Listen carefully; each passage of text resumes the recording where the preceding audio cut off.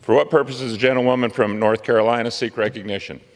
Thank you, Mr. Speaker. By direction of the Committee on Rules, I call up House Resolution 590 and ask for its immediate consideration. The clerk will report the resolution. House Calendar Number 38, House Resolution 590. Resolved that upon adoption of this resolution, the House shall be considered to have taken from the Speaker's table the bill H.R. 4 to rescind certain budget authority proposed to be rescinded in special messages transmitted to the Congress by the President on June 3, 2025, in accordance with Section 1012A of the Congressional Budget and Impoundment Control Act of 1974 with the Senate amendment thereto, and to have concurred in the Senate amendment. The gentlelady from North Carolina is recognized for 1 hour. Thank you, Mr. Speaker. For the purpose of debate only, I yield the customary 30 minutes to the gentleman from Massachusetts, Mr. McGovern, pending which I yield myself such time as I may consume. During consideration of this resolution, all time yielded is for the purpose of debate only. Mr. Speaker, I ask unanimous consent that all members have 5 legislative days to revise and extend their remarks. Without objection. Thank you, Mr. Speaker. I rise in support of the rule and of the underlying legislation. This evening, the Rules Committee met and produced a rule, H.RES 590, providing for the House's consideration of the Senate amendment of H.R. 4, the Rescissions Act of 2025. Passage of this rule will send H.R. 4 directly to the President's desk. Mr. Speaker, if you told the American people that wasteful spending overtook Washington during the Biden-Harris administration, they would not be surprised. Their jaws would not drop, and their pupils would not dilate in utter shock. The American people saw the fiscal ruin that was created by the previous administration.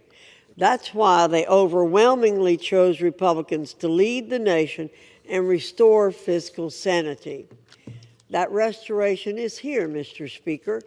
H.R. 4 is part of our efforts to get Washington's fiscal house in order. H.R. 4 rescinds $9 billion in spending that the President has identified as wasteful and unnecessary. As I said in the Rules Committee, it's unfortunate that the Senate was not able to execute all of President Trump's recommended rescissions. That said, there are many pertinent rescissions that remain, and they are very impactful. Now, our Democrat colleagues will scoff and say that this $9 billion we're clawing back is a drop in the bucket, that it's merely peanuts. That's where they're wrong, Mr. Speaker.